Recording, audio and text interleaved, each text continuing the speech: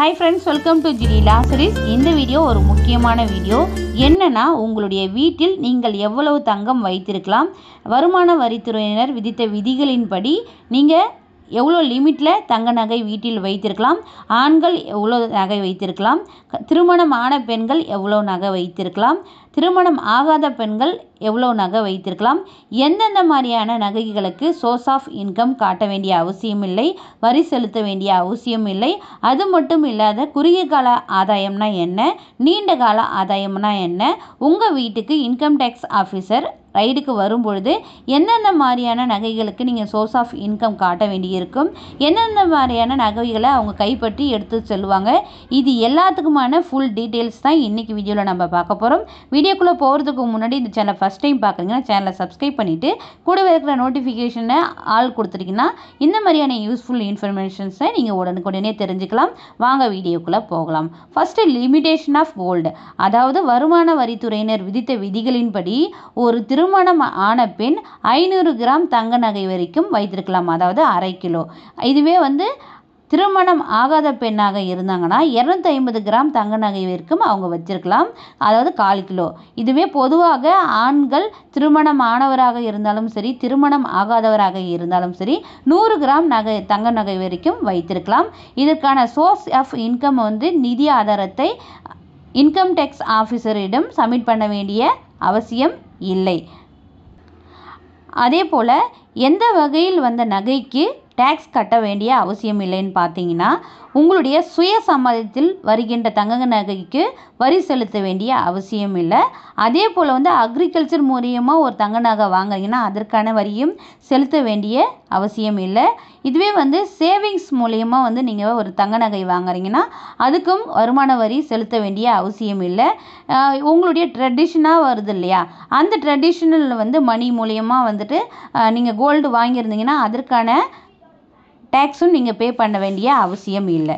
இப்போ குறுகிய கால ஆதாயம்னா என்ன, நீண்ட கால ஆதாயம்னா என்னன்னு சொல்லிட்டு பார்க்கலாம். அதாவது ஒரு நகையை வாங்கி 3 வருடத்திற்குள்ளாக அந்த நகையை நீங்கள் சேல் பண்ணுறீங்கன்ற பட்சத்தில் அதனுடைய வாங்கும்போது ஒரு ரேட்டில் வாங்கியிருப்பீங்க, விற்கும்போது ஒரு ரேட்டில் விற்றுருப்பீங்க. அப்போ இதற்கான மொத்த வருமானத்தை வருமான வரித்துறையினர் உங்களுடைய வருமானத்தில் கணக்கிடுவாங்க. கணக்கீடு செஞ்சால் அதுக்கான வரியை நீங்கள் செலுத்த வேண்டியிருக்கும். ஸோ இது உங்களுக்கு குறுகிய கால ஆதாயம் தான். ஏன்னா ஒரு நகையை வாங்கி 3 வருஷத்துக்குள்ளே நீங்கள் சேல் பண்ணுறீங்க இல்லையா, அதுதான். இதுவே நீண்ட கால ஆதாயம்னா அபோவ் 3 இயர்ஸ், அபோவ் 3 இயர்ஸ்க்கு மேலே ஒரு நகையை வாங்கி அதுக்கப்புறம் விற்கிறீங்கன்ற பட்சத்தில் அதற்கான வரியாக 20% வரை வரி செலுத்த வேண்டியது இருக்கும். அது மட்டும் இல்லாத கூடுதலாக கட்டணம் செலுத்த வேண்டியிருக்கும். மேலும் செஸ் வரின்னு சொல்லிட்டு ஒரு வரி விதிக்கிறாங்க, அதையும் நீங்கள் கட்ட வேண்டிய அவசியம் இருக்கும். ஸோ இதுதான் குறுகிய கால ஆதாயம், நீண்ட கால ஆதாயம். ஒரு நகையை 3 வருஷத்துக்குள்ளே சேல் பண்ணிங்கன்னா அது குறுகிய கால ஆதாயம்.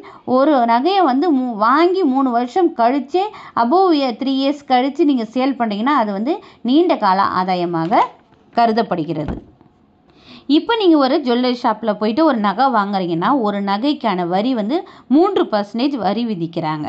இப்போ உங்கள் வீட்டுக்கு இன்கம் டேக்ஸ் ஆஃபீஸர் ரைடுக்கு வராங்கன்னா எந்தெந்த மாதிரியான நகைகளுக்கு நீங்கள் சோர்ஸ் ஆஃப் இன்கம் காட்ட வேண்டிய அவசியம் இல்லை, பறிமுதல் செய்ய முடியாது.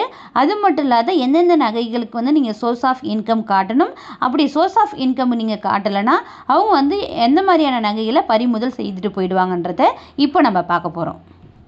வருமான வரித்துறையினர் உங்கள் வீட்டுக்கு சோதனைக்கு வரும்போது இந்த வருமான வரித்துறையினர் விதித்த விதிகளின்படி லிமிடெட் கோல்டு சொல்லியிருந்தாங்க இல்லையா, அதாவது திருமணம் ஆன பெண்கள் 500 கிராம், திருமணம் ஆகாத பெண்கள் 250 கிராம், ஆண்கள் 100 கிராம், இந்த லிமிட்டெட்குள்ளே நகை வச்சுருக்குங்கன்னா அதுக்கான சோர்ஸ் ஆஃப் இன்கமோ நீங்கள் காட்ட வேண்டிய அவசியம் இல்லை வருமான வரித்துறையினரிடம். இதுக்கு அதிகமாக வைத்திருக்கீங்க அப்படின்னா அதற்கான சோர்ஸ் ஆஃப் இன்கம்மை நீங்கள் அதற்கான பில் எவிடன்ஸ் நீங்கள் ஷோ பண்ணணும். அப்படி நீங்கள் அதுக்கான சோர்ஸ் ஆஃப் இன்கம் நீங்கள் அவங்களுக்கு காமிக்கலைன்னா அந்த வருமான வரித்துறையினர் அந்த நகைகளை பறிமுதல் செய்யறதுக்கான முழு அதிகாரமும் அவர்களுக்கு உண்டு. ஸோ இப்போ உங்களுக்கு புரிஞ்சிருக்கும் உங்கள் வீட்டில் நீங்கள் வைத்திருக்க வேண்டிய நகைகள் எவ்வளோ லிமிட் கொடுத்துருக்காங்க. அதுக்கு சோர்ஸ் ஆஃப் இன்கம் நீங்கள் காமிக்கணுமா வேண்டாமா, சோர்ஸ் ஆஃப் இன்கம் எந்த வகையான நகைக்கு காமிக்கலாம், வருமான வரித்துறையினர் பறிமுதல் செய்வாங்க, இது எல்லாத்தையுமே உங்களுக்கு புரிஞ்சிருக்குன்னு நினைக்கிறேன். இதில் ஏதாவது டவுட்ஸ் இருந்ததுன்னா கமெண்ட் பாக்ஸில் கேளுங்க. இந்த மாதிரியான யூஸ்ஃபுல்லான இன்ஃபர்மேஷன்ஸை நீங்கள் தெரிஞ்சுக்கணும், லா காலேஜ் அட்மிஷனை பற்றி நீங்கள் தெரிஞ்சுக்கணும் அப்படின்னு நினச்சிங்கன்னா இந்த சேனலை மறக்காமல் ஃபாலோ பண்ணிக்கோங்க. வீடியோ பிடிச்சிருந்தா லைக் பண்ணுங்கள், ஷேர் பண்ணுங்கள். தேங்க்யூ. Keep supporting.